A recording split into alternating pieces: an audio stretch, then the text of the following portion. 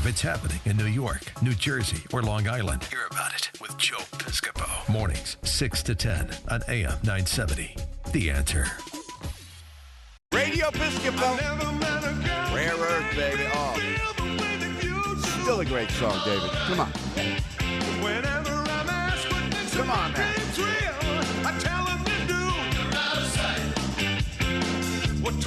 I was singing this on a plane to my Russian friend.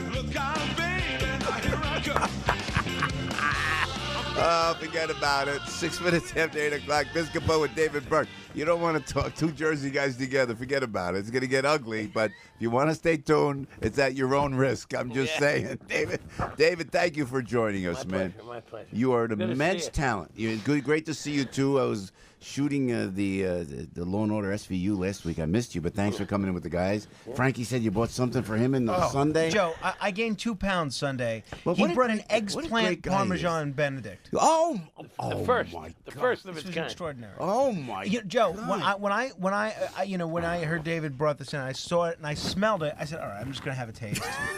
Joe, I had about 3 servings. Scoffed it. Yeah, I could not stop eating. It's the best thing maybe that I've ever had. David Burke's the most creative chef that I have seen, super chef that we know, and we're pleased and privileged to have him here. So I have to, before us are sweets. This is my weakness right here, and I'm looking at. First of all, I have to tell you, 7 minutes after 8 o'clock, if we could just, and I love that you come in, man, just to deviate from the craziness of the news. Yeah. But, Not too much. You know, It's got I some actually good- like that too because I listen to the news all the time. Yeah, so you know. Well, food is a great distraction because food, brings people together anyway. It really does. And before and the table is sacred anyway. When you're at the table, you shouldn't be talking about anything but food, family. yeah, that's a great current idea. events, Don't things get that into it. cause- Yeah. But let's talk about your Russian girl story. Oh. It's not a Russian girl. Is it okay to say It's that? a first-class airline. Yeah. Okay. Yeah. I know. Yeah, because I'm Then talking we'll about. get to the I opened the show with me. So, I heard you. I heard you with the. Oh, So once please. upon a time, Yeah. I'm flying business class, and I have I used to subscribe to Architectural Digest. Yeah. Great magazine. Great magazine. Great houses. I just loved. I loved it because I used to design restaurants. So I'm trying to.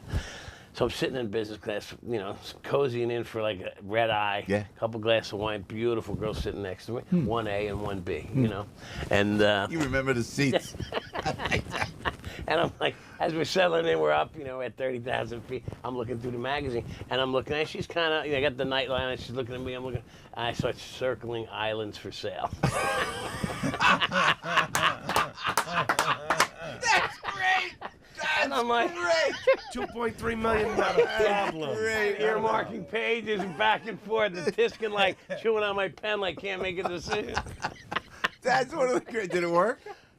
Yeah. Starts a conversation when you say, "What do you think? The bigger one or the smaller?" I know. This is what I ended up getting this girl a car home. I don't know how I'm going to get home from the airport. It was a Russian accent. Just took me. I'll take care of it, baby. Don't worry about it. Russian collusion at its best, David. You're only a people pleaser. I mean, you got to do the right thing. He was hanging out with your pal Joe Namath. Speaking of ladies' men, Hey, that by the way, that show Celebrity Tastemakers with Lisa and they just do such a great job over there. Man, I tell you, I was so happy with the way it looked. I mean, first of all, Joe's a great guy. Yeah. Great guy. Yeah. How do you know him? Because he is a great guy. It just, through the years, age. It doesn't age. You know what? And the night when you sit down, when you shoot a half-hour show, you get to spend a few hours together. Yeah. And his stories are great too. It's interesting to sit down and talk about, when he won and the questions she asked. They did a great job editing and shooting at the Tavern 62. Very well. Beautiful. That bacon was out there the whole time. So they went to Joe Namath, and then they asked who his favorite chef is, and he said David Burke. Correct. I love this. Yeah. And I loved it too. And we have a picture of him in the back room. Yes, I remember. A picture of all kind of iconic New Yorkers and rock stars in the back room. Mine's not there yet, but you'll put it up there soon. I think you're in. You're sold. You're sold the first week. I signed the put it up salt as a thing. special. I signed the salt It thing. came with a side of ossobuco. So that show was great. Joe's great, and he had, he's very. Oh, gentle. I know the guys. Let me fix your microphone. The guys are going in because they put I you know what? I unzipped my coat here. they put it backward. Let me see me. Like I know what I'm doing with this thing, David. Let me just try to. How's It's that? a union fee. Is that Yeah, better? yeah. Thank you, Anyway, sir. listen, I gotta say happy birthday to my father, Hey! the original David Burke. We got is he on the phone? Can we get I him don't on the know. phone? Let's punch him up, Albert. I think that's your daddy right there. Hello. Mr. Burke, is that you? That's me. Hey, what's up? Happy birthday, Joe Piscopo. Wishing you all the best. Happy birthday, my friend. Thank you very much. I appreciate that, Joe. But my son, he forgot to send the truck with all the presents. It's on its way, David. It's on its way. He's got all that food given away. We're eating toast over here. Yeah. I got to tell you, Mr. Burke, David, when I sat down, I first met David, he talked about you at length and how at the bar and how hard you work and the work ethic that you've instilled into David to make him the famous and international chef that he is. So God bless you for that. And what are you doing for your birthday, if we can ask? What's that? What are you doing for your birthday? I'm going out to a restaurant and sit down, me and my wife and another couple, and enjoying ourselves. It's going to be very good. Drift House at Tavern 62, I'm sure, right? One of David's. One of the best. Hey, happy. The one in Seabright. Yeah, there it is. Hey, happy birthday to you, sir. Great to have you join us this morning. Happy birthday. Take care. Yeah, it is. Thank you. Look out the window. You go. The truck is pulling up now. Hey, so David put together some incredible sweets, and on camera you can see it. But let me describe it to you. It's the Brooklyn Bridge, dark chocolate Brooklyn Bridge, little pieces of dark chocolate made meticulously to look like the Brooklyn Bridge. I'd love to tweet these pictures out. And then there's like a rectangle square. Oh, I see looks like some kind of truffle inside there or something. Mousse. Huh? Chocolate mousse. Chocolate mousse, and it's got. And what's the little that little Creme anglaise. Oh, I can't even pronounce that. Cream, English cream. That's the translation. Anyway, this Beautiful. dish. Look at that. Look This at that. dish. We were going to get back talking about the cooking in the '80s in New York City and America, and how this thing came about. What modern American cooking is. I was the chef of the River Cafe at the time, which was one of the most progressive American restaurants. So I went in there. Buzzy O'Keefe, I hope you're listening, Buzzy. The owner of the River Cafe gave me a shot at being the chef at a young age. Wow. And sent me to pastry school. When I came back from pastry school, I took over the kitchen. I used to be the number 2 there, the sous chef, for a guy named Charlie Palmer, another great chef. Yeah. And so I came in with this fever to do great pastry. And because of the view at the River Cafe is probably the most spectacular view of any restaurant in the United The States. best, yeah. I had to compete with the view, so I had to make food that looked beautiful. So people were staring out the window, and so, I got to sell the Brooklyn Bridge. Look at this. Look at this. So anyway, this is the one dessert Buzzy always keeps on the menu, one dish, even though, when he's got a great chef there, been there for years. But, that's just a statement of, I love it. and you take that's an Instagram dish before Instagram. I mean, do we take pictures of that? I hope we took Matt's pictures. working on it. You know, and I'd love to. Can I? I could Yeah, eat you that can eat that whole chocolate. thing, yeah. And then this is like, is this the waffle? This is the waffle. Oh, you got your. So if you look at this, it's like an ice cream. It looks like what would be a sundae, but it's a chocolate waffle in the middle. No, chocolate waffle on top and the bottom. And the molten cake in the middle is what? What is that? Oh, look at that! Oh my gosh, it's spectacular. It's like it's got chocolate in the middle of the 2 waffles with whipped cream on the top. Look at that. And oh my gosh, that is chocolate in the middle with like a Chocolate molten cake. with chocolate molten cake. So I have to eat the that. idea of putting effort into the last part of your meal, when it used to be an afterthought. The French always did it best. And then the Americans were a little, we do a lot of eating sweets in the morning as opposed to at dinner. I mean, go. I'll tell you, we will be eating that. That is great. And the waffle, the chocolate waffle, what idea? I don't remember seeing a chocolate waffle. How'd you come up with that idea? You said, I'll just put it. Ran out of vanilla. It's just like I do it. Hey, what is that, Frankie? Hand me that if you'd be so kind to do that. No, I want to see what is this is So like. this This looks here- like salmon or a.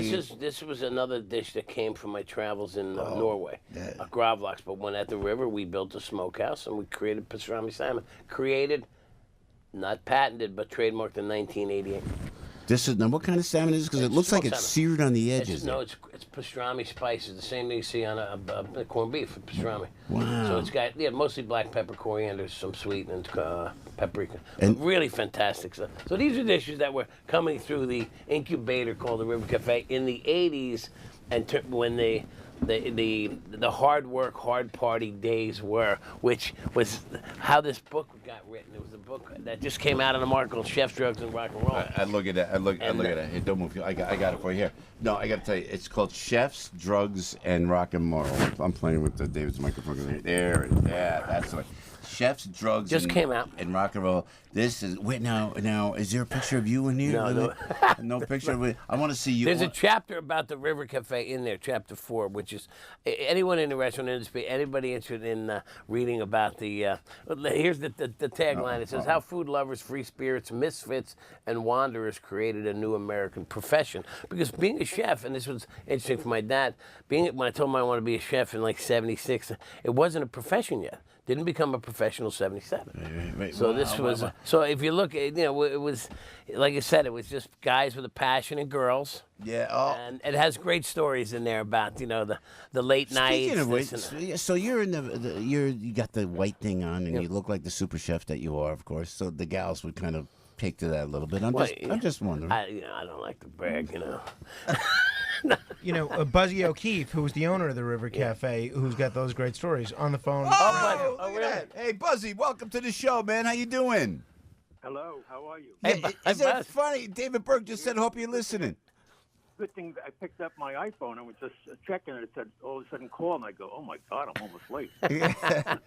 This is great stuff. Yeah, so tell us about David, a young David Burke. Well, he came up with this beautiful chocolate Brooklyn Bridge right here. Well, that was the time, as I say before, it was like the time of Murderers Row for the Yankees, or the 7 blocks of granite up at Fordham when they were the powerhouse in football. Yeah. The chefs of this area were just beyond. If you were to put together a SEAL team, you would want these guys on your team. This is the kind of guys they were. But David himself was, all these talented chefs. And David, I tell everybody, was the most creative. He's just, that's his gift. He can dream up these things and comes up with them. And he gives you a lot of credit, Buzzy, for giving him an opportunity, which is really nice. We pushed them to go to the end of the earth to do these things, whether they go to study in Paris or take travels or go out to restaurants in New York if somebody's doing something new to find out. And cool.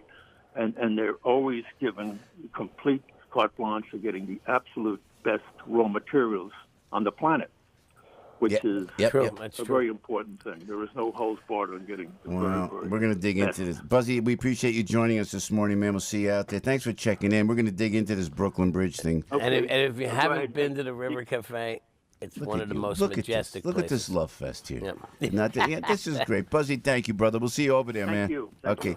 Thanks for calling in. That is so great. I love that you're loyal like that. You know?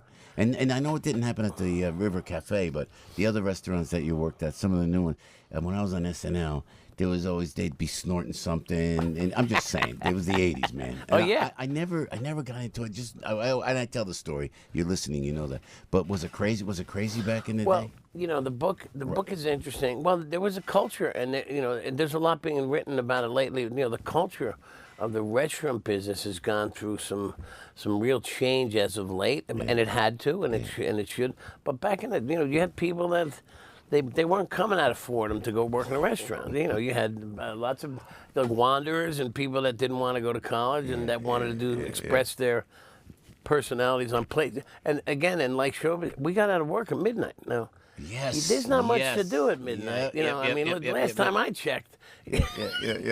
So you're getting home at 5 in the morning. So if you get out, you work a regular job and go out after work with the gang and have dinner. You get home at 10. You're a normal citizen. But you get out at 12 or 1, and when you get home at 6, you're a derelict. We used to do the same thing when we were at the comedy clubs.